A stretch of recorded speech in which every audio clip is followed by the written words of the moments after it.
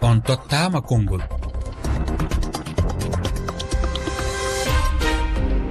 Fatoumata Sisawani.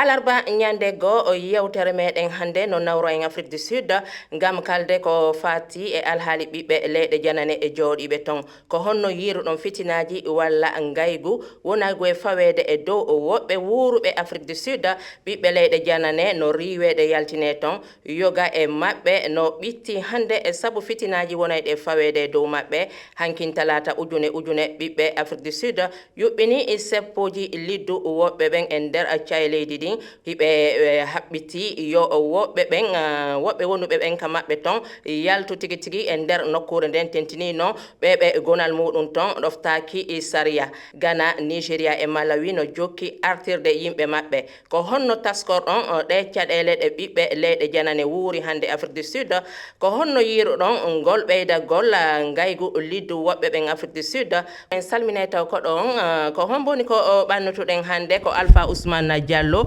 ko taarikayanke hertorɗo dawro immorde Guinée. Alpha Ousmane a salminama. Hare mi salmintike madame Sabane. Yewtere nde noye juuɗe maɗa. On tini ɗo haray Afrique du Sud ko pays africain kono haray kamɓe ɓe waɗi visa hakkunde maɓɓe e pays ji balle hedditiɗi ɗi. Mi ƴetti ɗo joni wona goɗɗo mo lagine yaha Afrique du Sud ko ɓe o ƴetta visa e congolejo yaha Afrique du Sud ɓe o ƴetta visa joni noon haray ado on ti yahude ton si tawi woni o heɓino visa o yahay o wona ber ko visa makko on wi kon siko lebbi ɗiɗi siko hitande siko duuɓi ɗiɗi haray ɗum ɗon laamu ngun hino andi fi makko haray si tawi woni o heɓi ɗon ko sokola laamu ngun waway daranade mo kono noon si tawi woni a yehi ton a heɓali visa ko tawata hinno newna ma yahu wona Afrique du Sud haray si a yehi ko ɗum ɓe natta haray ɗa situation irrégulière woɓɓe kadi noon heɓay visa pour 3 mois en an ɓe yaha ɓe wona 2 ans 3 ans andi délai on ko waɗa ɗon si tawi feƴƴi haray no wayi wasi ko a yahu a newnanaka yahugol ma a woni toon ɓuuri ko newnana kono woniri haray gonal maɓɓe nder leydi ɗin ɗoftaki saria Naam joni ɗo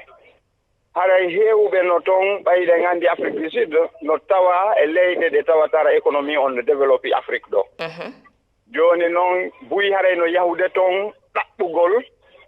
aventure fii heɓugol no wuuriɗam joni noon ɓen ɗon noon si yehi buyi e maɓɓe haray no uddutude ko ɓennata ko wona entreprise ɗuma on no julayagal métier e ɗuma joni haray ɓiɓɓe Afrique du Sud buyno toon ɓen no tijji haray ko ɓen hoɓɓe wonɓe yawde waɗɓe métier yahay on haɗudeɓe kamɓe ɓe heɓude golle wonɓe ɓen yahude toon kadi waɗa julayagal haray ɓe tanjini ko ɓen woni sattinande ɓe cogguli toon sattinana ɓe gurdam maɓɓe ɗum fof hino tawa kono haray tigi tigi o revendication ɗo revendication politique haray no woodi politicien ɓe kamɓe kadi ko siga ɗum ɗo ɓe wawata heɓude militant ɓe ko ɗum ɓe nata les nationalistes wona Julius Malema haray kamɓe ko honɗum ɓe waɗirta campagne ko wigol hoɓɓe ɓen heewi kamen ɗo sattere ko marɗen kon ɗo ko ɓe hoɓɓe ko ɓe ɗumanni donc haray ɓe heɓay kadi yimɓe jokkayɓe ɓe